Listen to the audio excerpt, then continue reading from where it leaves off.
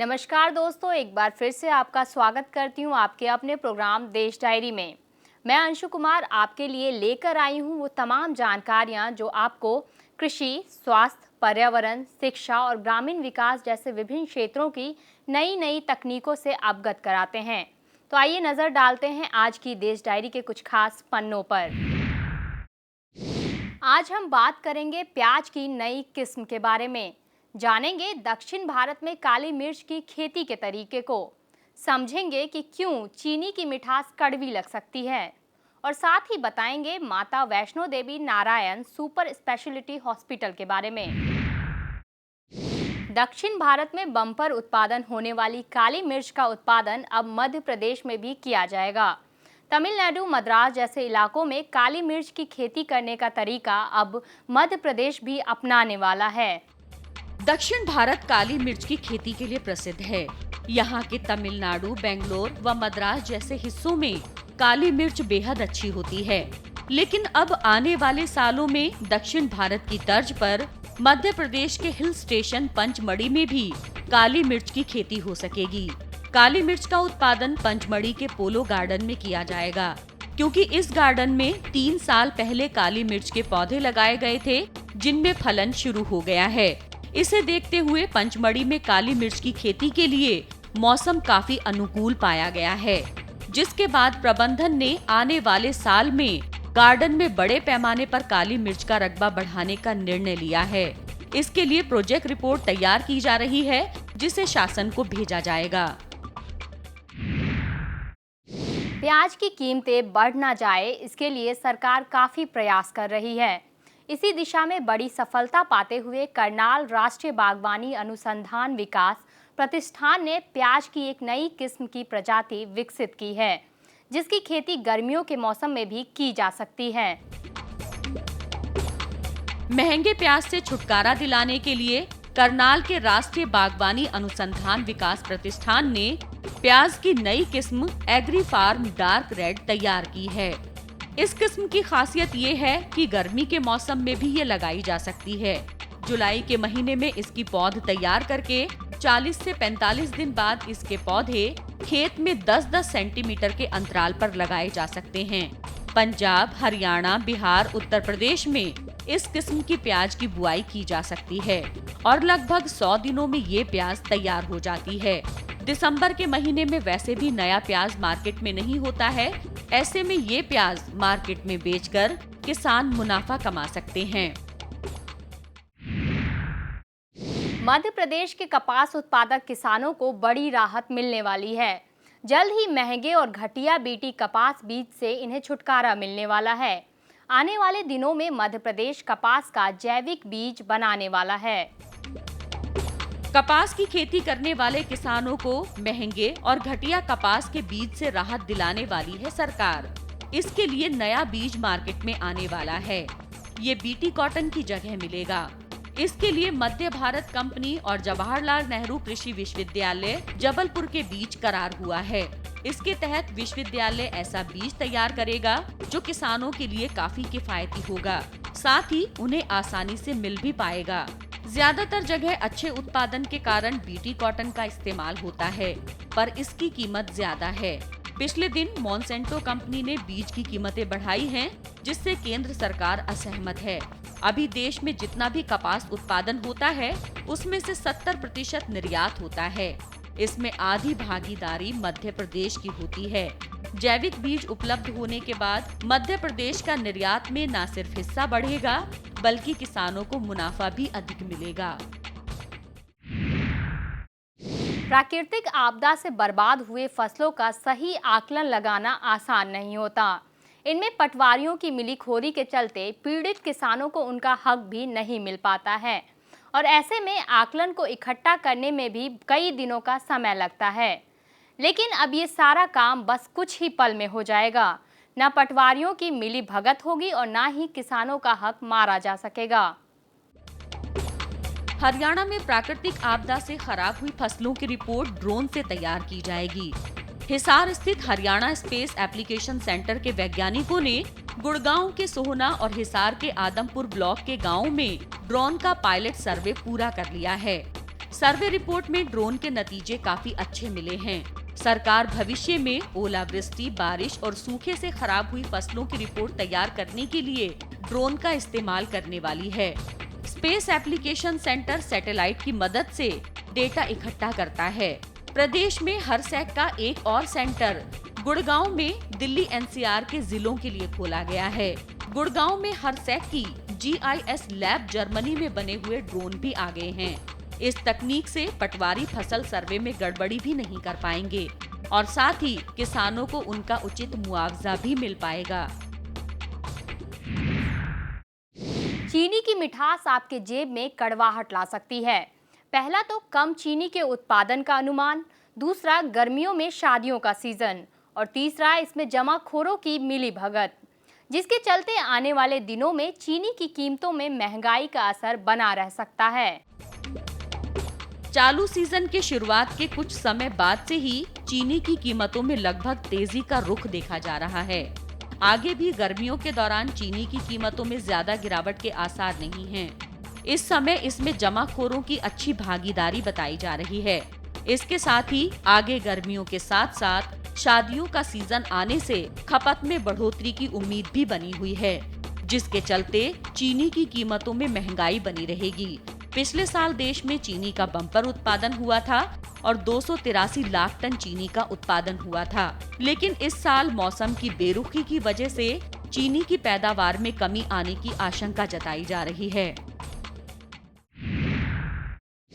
इस साल देश में पिछले 16 साल के मुकाबले सबसे ज्यादा सूखे की स्थिति पैदा हो रही है, जिससे निपटने के लिए केंद्र सरकार वाटर मैनेजमेंट के नए तरीके बनाने का प्लान कर रही है। भारत में पानी को लेकर बीते 16 साल में सबसे बुरे हालात हैं। देश के कई हिस्सों में टेम्परेचर 40 डिग्री के पार हो चुका है। महाराष्ट्र के कई इलाके सूखे की चपेट में हैं और रिवर डेवलपमेंट के मुताबिक महाराष्ट्र, हरियाणा, गुजरात, राजस्थान और कर्नाटक में वाटर मैनेजमेंट शुरू किया जाएगा, जिसके लिए सरकार वाटर मैनेजमेंट के नए तौर तरीकों के साथ ही ग्राउंड वाटर व किसानों को ड्रिप इरिगेशन के लिए सरकार फंड भी दे रही है। वाटर के ज्यादा दोहन पर पेनल्टी लगाई जाएगी। डार्क जोन इलाकों में कुएं की खुदाई और इलेक्ट्रिक पंपों को रेगुलेट किया जाएगा। रेतीली भूमि पर उगने वाले तरबूज अब आप अपने खेतों में भी उगा सकते हैं। कैसे, बताएंगे एक छोटे से ब्रेक के बाद।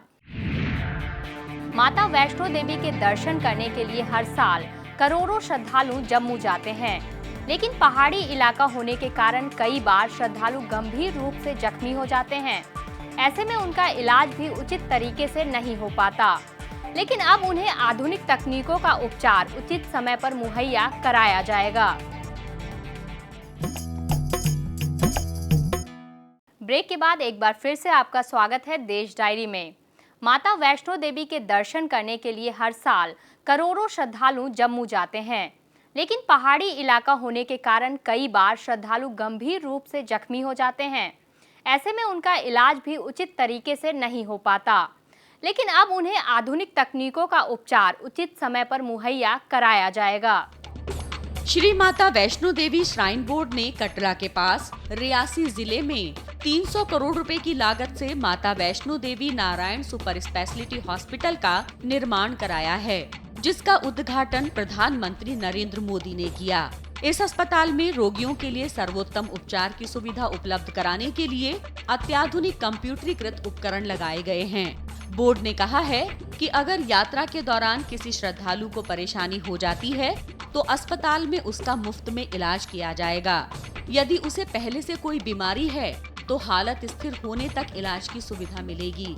इसके अलावा आसपास के सिरा, ककरियार, कोटला और सूल गांव के लोगों को अस्पताल और विश्वविद्यालय के लिए अपनी जमीन देने वालों को मुफ्त में ओपीडी की सुविधा मिलेगी और साथ ही 1 लाख रुपए तक की बीमा सुविधा भी मिलेगी। केंद्र सरकार गंगा को साफ सुथरी बनाने की मुहिम जोरों से चला रही है। हालांकि अभी तक इस काम में कोई सफलता नहीं मिली है, लेकिन जिस तरह श्रीनगर वासियों ने डल झील को साफ करने की मुहिम शुरू की है, अगर इसी तरह गंगा और देश की दूसरी नदियों को साफ किया जाए तो निश्चित ही इस काम में बहुत जल्द सफलता मिलेगी। कश्मीर के श्रीनगर की डल झील लाखों करोड़ों जीवों की जीवन दाता मानी जाती है। इसके साथ ही डल झील श्रीनगर की खूबसूरती में भी चार चांद लगाने के लिए मशहूर है। लेकिन लोगों की बढ़ती जनसंख्या और उनके जरिए हो रहे प्रकृति के दोहन के कारण आज के समय में डल झील धीरे धीरे किसी नाले का रूप ले रही है। इसी समस्या को बढ़ते देख श्रीनगर के डल झील के आसपास मोती मोहल्ला गांव के निवासी अब डल झील को साफ करने की मुहिम में जुट गए हैं और इस नेक काम में 200 से अधिक ग्रामीण अपना सहयोग दे रहे हैं और उनका साथ गूंज एनजीओ भी बढ़ चढ़ कर दे रहा है। ग्रामीण लोग नाव के जरिए डल झील में जाते हैं और अपने हाथों से उसमें पड़े कूड़े कचरे को साफ करते हैं। गूंज एनजीओ ग्रामीणों की इस मुहिम में उनको पानी साफ करने के तमाम उपकरणों की मदद दे रहा है। संविधान के निर्माता डॉक्टर भीमराव अंबेडकर के 125वीं जयंती यानी 14 अप्रैल से शुरू हुआ ग्रामोदय से भारत उदय अभियान आयोजन का समापन 24 अप्रैल को किया जाएगा। इस समापन समारोह पर प्रधानमंत्री रांची के जमशेदपुर से 5 लाख से ज्यादा गांव के किसानों को एक साथ लाइव संबोधित करेंगे। हाल ही में 14 अप्रैल को डॉक्टर भीमराव अंबेडकर की 125वीं जयंती पर केंद्र सरकार ने ग्रामोदय से भारत उदय अभियान की शुरुआत की है, जो कि 24 अप्रैल तक जोरों शोरों से चलेगा। इस अभियान का उद्घाटन मध्य प्रदेश के इंदौर से सटे मऊ गांव में किया गया। इसी गांव में संविधान निर्माता डॉक्टर भीमराव अंबेडकर का जन्म हुआ था। इस अभियान का आयोजन राज्यों और केंद्र सरकारों के आपसी सहयोग से किया गया है। इसमें पंचायतों का भी सहयोग लिया जाएगा। 24 अप्रैल को रांची के जमशेदपुर गांव से पीएम मोदी देश के 5 लाख से ज्यादा गांव को एक साथ संबोधित करेंगे। इस पूरे संबोधन का देश के सभी गांव में लाइव टेलीकास्ट और एयर किया जाएगा, जहां ग्रामीण एकत्रित होकर प्रधानमंत्री जी को सुनेंगे। इन सभाओं में कृषि से संबंधित स्कीमों जैसे कि फसल बीमा योजना, सामाजिक स्वास्थ्य कार्ड के विषय में जानकारी उपलब्ध कराई जाएगी और कृषि में सुधार लाने के लिए किसानों से सुझाव प्राप्त किए जाएंगे। तरबूज की खेती अब आप अपने खेत में ही कर सकते हैं। आप सोच रहे हैं कि तरबूज की खेती तो नदी के किनारे रेतीली जमीन में की जाती है, फिर ये कैसे संभव हो सकता है? तो दोस्तों, मैं आपको बता दूं कि ऐसा चमत्कार छत्तीसगढ़ के कृषि विश्वविद्यालय ने कर दिखाया है। नदी के किनारे रेतीली जमीन पर होने वाले तरबूज की खेती अब खेत की जमीन पर भी हो सकेगी।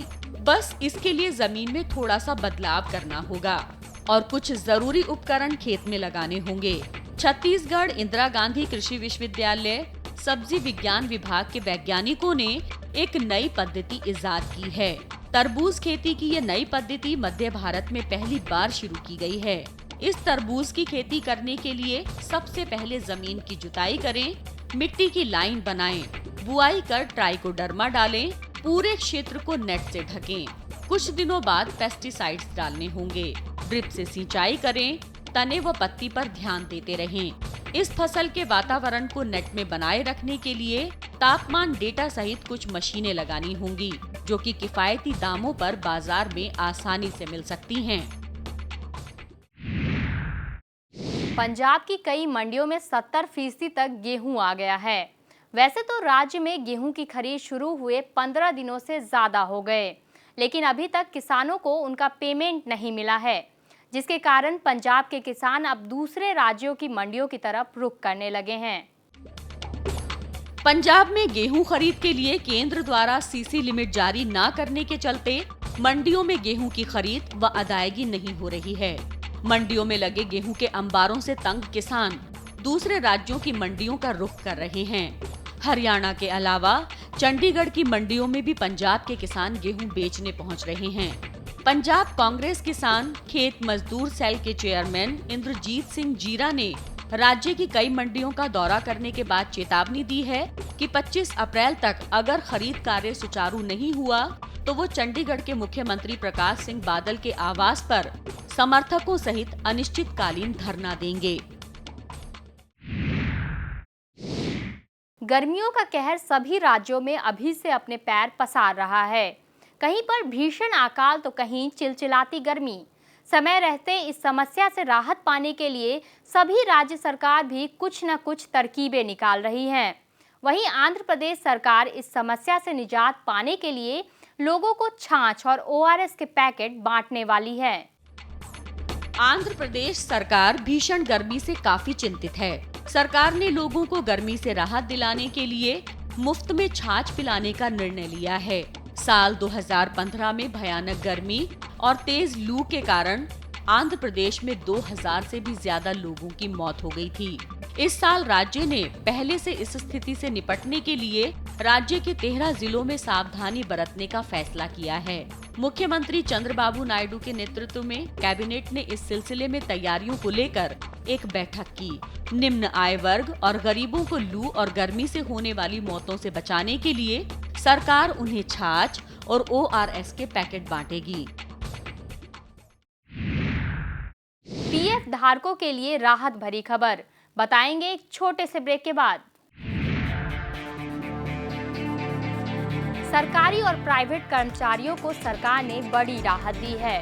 श्रम मंत्रालय की ओर से जारी निर्देशों के अनुसार कोई भी खाता धारक इलाज, घर बनाने, शादी और बच्चों की पढ़ाई के लिए PF का पूरा पैसा निकाल सकते हैं।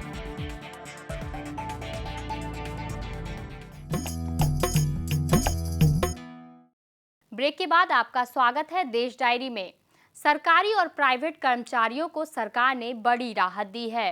श्रम मंत्रालय की ओर से जारी निर्देशों के अनुसार कोई भी खाता धारक इलाज, घर बनाने, शादी और बच्चों की पढ़ाई के लिए PF का पूरा पैसा निकाल सकते हैं। सरकार ने PF निकासी पर छूट दे दी है। सरकारी और प्राइवेट कर्मचारी अब घर, स्वास्थ्य और शिक्षा के लिए पैसे निकाल सकते हैं। पिछले दिनों केंद्र सरकार ने PF की निकासी पर कई नए नियम लाने की घोषणा की थी। EPFO के नए नियम 1 मई से लागू हो रहे हैं। जिन लोगों का पैसा PF अकाउंट में जमा है, उनमें 30 अप्रैल से पहले पैसा निकलवाने की होड़ सी लगी है। दरअसल लोगों में ये धारणा बन गई है कि अब 58 वर्ष से पहले उनका पैसा नहीं निकल सकेगा, लेकिन ऐसा नहीं है। पहले की तरह कर्मचारी जरूरत पड़ने पर अपना पैसा निकलवा सकेंगे। नए नियमों के मुताबिक केवल पूरा पैसा निकलवाने पर पाबंदी रहेगी। देश का विकास गांवों का विकास करने से ही संभव है। इसी मुद्दे को जोर देते हुए देश भर में ग्राम उदय से भारत उदय अभियान भी जोरों से चल रहा है, जिसके तहत केंद्रीय कृषि मंत्री ने कहा है कि देश के प्रत्येक गांव के विकास के लिए 80 लाख रुपए का पैकेज दिया जाएगा। केंद्रीय कृषि मंत्री राधा मोहन सिंह ने कहा कि गांव के विकास के लिए प्रधानमंत्री नरेंद्र मोदी द्वारा देश के प्रत्येक गांव को लगभग 80 लाख रुपए की राशि दी जाएगी। उन्होंने सरकारी अधिकारियों से कहा कि इस राशि से गांव का विकास कैसे किया जाएगा, इसकी पूरी जानकारी गांव को दी जानी चाहिए। केंद्रीय मंत्री मुंबई नासिक हाईवे के एक गांव में स्थित साईं धाम में किसान ग्राम सभा के लिए आयोजित ग्राम उदय से भारत उदय अभियान के तहत किसानों को संबोधित कर रहे थे। इस मौके पर किसानों को पावर ट्रिलर व मिट्टी जांच के लिए आरोग्य पत्रिका भी दी गई। हरियाणा के कपास उत्पादक किसानों को आने वाले कपास सीजन में सफेद मक्खी का सामना नहीं करना पड़ेगा। हरियाणा देश का अहम कपास उत्पादक राज्य है और राज्य के इस ओहदे को बनाए रखने के लिए राज्य सरकार ने समय रहते ही कपास के बेहतर उत्पादन पर उचित कदम उठाने का ऐलान किया है। हरियाणा देश का अहम कपास उत्पादक राज्य है और साल भर में औसतन 20 लाख गांठ से ज्यादा कपास का उत्पादन होता है। लेकिन साल 2015-16 सीजन के दौरान राज्य में सफेद मक्खी की मार ने कपास की फसल को भारी नुकसान पहुंचाया था और पैदावार करीब 50% कम हो गई थी। लेकिन इस साल सफेद मक्खी की मार से बचने के लिए केंद्र सरकार ने समय रहते कदम उठाने के निर्देश दिए हैं। राज्य में कपास का अब तक का सबसे ज्यादा उत्पादन साल 2011-12 में हुआ था, जब 26.12 लाख गांठ कपास पैदा हुई थी। हरियाणा कृषि विभाग के आंकड़ों के मुताबिक आने वाले खरीफ सीजन के दौरान राज्य में 24.25 लाख गांठ पैदा करने का लक्ष्य निर्धारित किया गया है, जबकि पिछले साल राज्य में सिर्फ 9.93 लाख गांठ कपास का उत्पादन हुआ था। घूमने फिरने का शौक सभी को होता है। हालांकि कहीं भी घूमने का प्लान बनाने से पहले वहां की सारी जानकारी हासिल करने में खासी दिक्कतें भी आती है। लेकिन पंजाब घूमने के इच्छुक अब घर बैठे ही अपने मोबाइल फोन पर यात्रा प्लान कर सकते हैं, जिसके लिए पंजाब पर्यटन विभाग ने पंजाब टूरिज्म नाम से एक मोबाइल ऐप लॉन्च किया है। विश्व विरासत के मौके पर पंजाब के पर्यटन एवं सांस्कृतिक मंत्री सोहन सिंह ठंडल ने पंजाब टूरिज्म नाम से एक मोबाइल ऐप लॉन्च किया। इस ऐप में पंजाब के सभी जिलों के पर्यटन स्थलों की सारी जानकारी है। ऐप के जरिए पंजाब के किसी एक स्थान से उसके 500 किलोमीटर के दायरे में आते प्रमुख पर्यटन स्थलों की जानकारी भी हासिल की जा सकती है। फिलहाल पर्यटन विभाग का ये ऐप सिर्फ एंड्रॉइड फोन पर ही डाउनलोड किया जा सकता है। जहां इस साल अच्छी बारिश आपको खुश कर सकती है, वहीं इस बार अधिक बरसात आपके लिए मुसीबत का कारण भी बन सकती है, क्योंकि कहा जा रहा है कि इस साल 30% ज्यादा बरसात होने से किसानों को नुकसान भी ज्यादा होगा। देश में लगातार 2 साल सूखे मॉनसून बीतने के बाद इस साल मॉनसून सीजन के दौरान अच्छी बरसात होने का अनुमान तो लगाया जा ही रहा है, लेकिन ऐसी भी संभावना है कि बरसात जरूरत से बहुत ज्यादा होगी। मौसम विभाग ने साल 2016 में मॉनसून सीजन के लिए अपना अनुमान जारी किया है, जिसके मुताबिक इस साल 30% संभावना सामान्य के मुकाबले बहुत ज्यादा यानी 110% से ज्यादा बरसात हो सकती है, जबकि 34% संभावना ऐसी है कि बरसात सामान्य से ज्यादा यानी 104% से लेकर 110% तक रह सकती है। यानी कुल मिलाकर 64% संभावना ज्यादा बरसात होने की ही जताई जा रही है। इन हालात में लगातार 2 साल तक सूखे की मार झेल रही देश की अर्थव्यवस्था को इस साल भारी बरसात की मार का सामना भी करना पड़ सकता है। जिस तरह कम बरसात से फसलों को नुकसान पहुंचता है, उसी तरह ज्यादा बरसात की स्थिति में भी फसलों पर मार पड़ सकती है। सितंबर में देश भर में खरीफ फसलों की कटाई शुरू हो जाती है और इन हालात में अगर तेज बारिश हो तो तैयार फसलों को भारी नुकसान की आशंका बढ़ जाती है। देश में पहली बार ट्रांसजेंडर मतदान केंद्र संभालेंगे और ऐसा करने वाला देश का पहला राज्य कोलकाता बनने वाला है। 30 अप्रैल को होने वाले मतदान के दौरान दक्षिण कोलकाता का एक मतदान केंद्र ट्रांसजेंडर्स के हाथों में देने का फैसला किया गया है। कोलकाता में 30 अप्रैल को होने वाले मतदान के दौरान दक्षिण कोलकाता के एक मतदान केंद्र की कमान ट्रांसजेंडर के हाथों में होगी। ट्रांसजेंडर समुदाय को मुख्यधारा से जोड़ने के लिए चुनाव आयोग ने पहली बार इस तरह की पहल की है। इस मतदान केंद्र पर ट्रांसजेंडरों को चुनाव कर्मी के तौर पर नियुक्त किया जाएगा। गौरतलब है कि पश्चिम बंगाल के 6.5 करोड़ मतदाताओं में महज 758 ट्रांसजेंडर मतदाता हैं। ट्रांसजेंडर समाज में अस्वीकृत कर दिए जाने के डर से सामने नहीं आना चाहते। उनका यही डर खत्म करने और समाज में समानता का हक दिलाने के उद्देश्य से ये कदम उठाया गया है।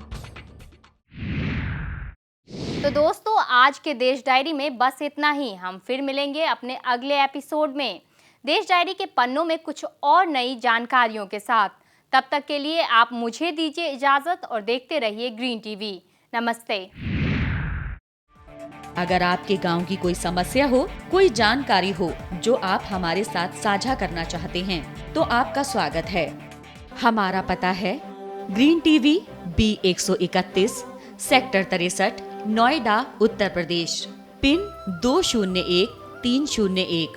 हमारा ईमेल आईडी है info@greentvindia.com। आप हमें फोन भी कर सकते हैं।